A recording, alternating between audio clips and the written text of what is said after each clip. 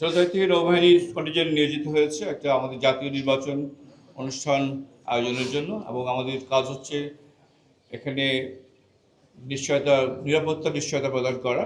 আমরা নৌবাহিনী বাংলাদেশের বিভিন্ন দ্বীপাঞ্চলে উপকূলীয় এলাকায় 5,000-এর অধিক নৌ সদস্য মোতায়েন হয়েছে। উদ্দেশ্য হচ্ছে যাতে আমাদের প্রতিটা অঞ্চলের ভোটাররা নিরাপত্তার সাথে এবং নির্বিঘ্নে উৎসবমুখ পরিবেশে এসে ভোট কেন্দ্রে ভোট দিতে পারে। আমরা সেই ব্যবস্থা করবো ইনশাল্লাহ। আমাদের সাথে আছে আরও সংস্থা, যেমন বিজিবি আছে, কোস্টগার্ড আছে, আনসার ভিডিপি, স্থানীয় প্রশাসন, নির্বাচন কমিশনের সদস্যবৃন্দ। আমাদের এখানে যে ধরনের প্রিপারেশন আছে সেটা আমরা ইতিমধ্যে নিয়েছি।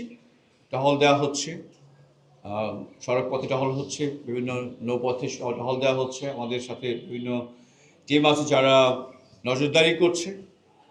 সো অ্যাজ এ হোল আমাদের প্রচেষ্টা থাকবে যে আমাদের নির্বাচন যে এলাকায় নির্বাচন, প্রতিটা আসনে, প্রতিটা উপজেলায়, ভোট কেন্দ্রগুলোতে আগে থেকে পর্যবেক্ষণে রাখা এবং নজরদারি করা, যাতে সুষ্ঠুভাবে আমরা নির্বাচন আয়োজনের জন্য আমাদের নির্বাচন কমিশনকে সহায়তা করতে পারি এবং স্থানীয় ভোটাররা যাতে নির্বিঘ্নে, নিশ্চিন্তে, নিরাপত্তার সাথে ভোট দিতে আসতে পারেন এবং উৎসবমুখ পরিবেশ সৃষ্টি করা।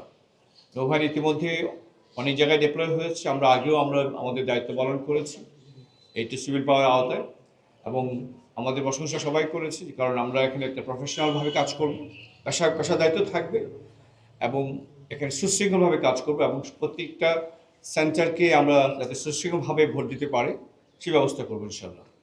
আর আপনারা যারা এখানে আছেন সবাই সহযোগিতা করবেন। আমি স্থানীয় প্রশাসন, নির্বাচন কমিশন এবং অন্যান্য সংস্থা যারা আছে তাদেরকে সবাইকে বলবো সহযোগিতা করার জন্য, যাতে নৌবাহিনীর এই জাতীয় দায়িত্বটা সুষ্ঠুভাবে পালন করতে পারে।